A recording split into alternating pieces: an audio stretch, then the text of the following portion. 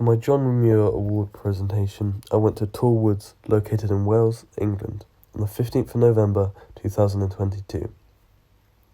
This is where I will discover, explore, conserve, and share my experience for the John Muir Award. This place is particularly special to me because I spent a lot of my childhood here, going on dog walks with family, hanging out with friends when there's nothing to do in town, or even just having some personal space to relax. I am wearing old skate shoes that have a good grip, as the area at the time was decently wet, with the floor covered in leaves and rocks, which may cause me to slip and potentially hurt myself. I'll be wearing my old walking boots, but at this time I was at home, and I did not have access to my proper equipment. However, I am using gloves to protect my hands from any sharp brambles, rocks, metal and glass that I may encounter.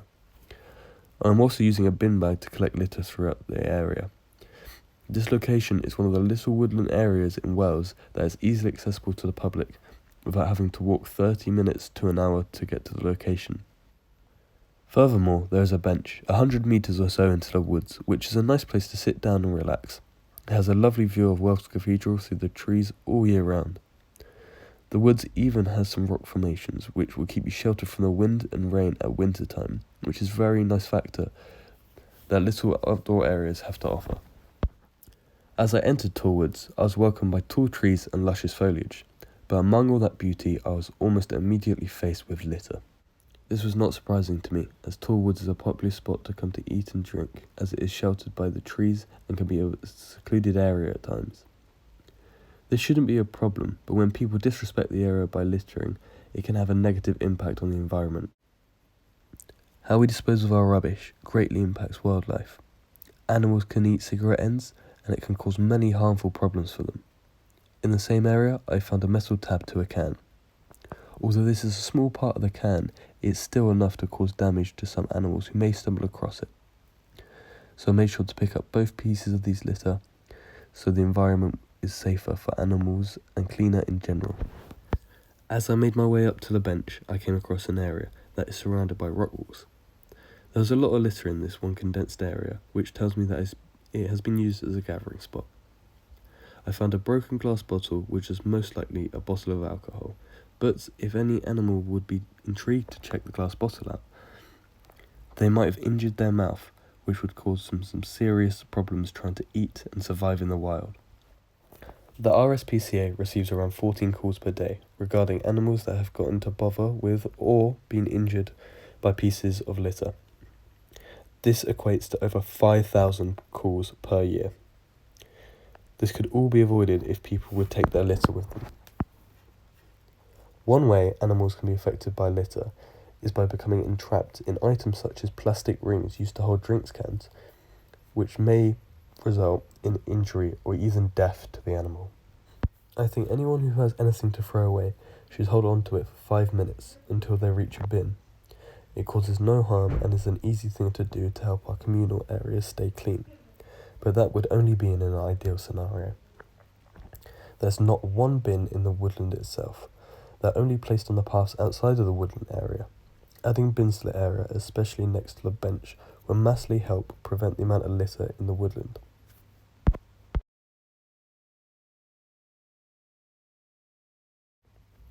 One thing a bin could be useful for is providing cigarette ends for birds.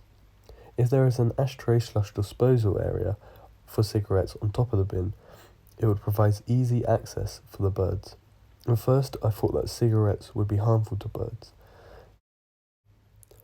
However, when the cigarette ends are used for building birds' nests, it is possible that the chemicals boost the immune system or development of chicks so that they survive better after they leave the nest. This is known as drug hypothesis. Alternatively, the nest protection hypothesis suggests that the plant chemicals act as insecticides, driving parasites and other harmful insects from the nests.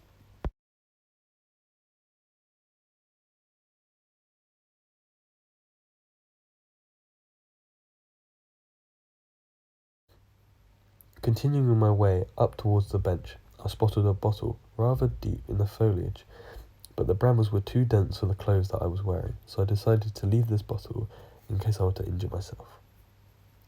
This is something I would definitely have done differently, if I were wearing walking boots with rough and thick clothes on. Once I had made it to the bench, I found multiple food and vape wrappers, including smoking papers too, as this is one of the only man-made spots to sit in the woodland to eat, smoke, or drink. The bench will be a perfect area for a bin, as this is the main resting point in the woods. Therefore, it is where a large majority of the litter accumulates.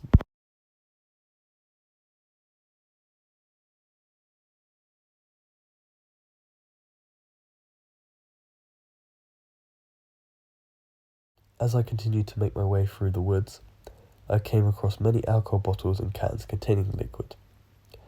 If that was alcohol or rainwater, I am not sure, but I made sure to empty them because I thought it would be the best thing to empty them, for whatever reason.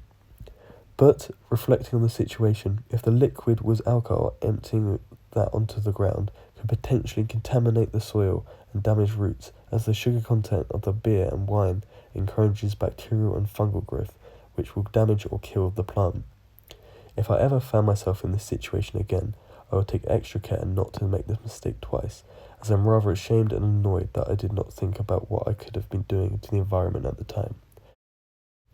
I continued to collect all the litter I could find in this area until my gloves broke.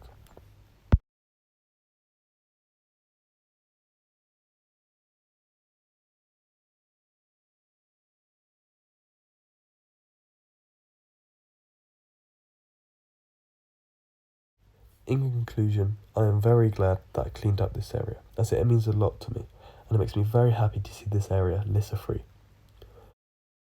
I feel that I have conserved this area very well, and hopefully my video will inspire people to take care of the woodlands that they enjoy. Hopefully my work can also improve the public's enjoyment of this area. I have also learned a lot about how litter may affect wildlife in certain ways and how important it is to keep woodland areas litter-free.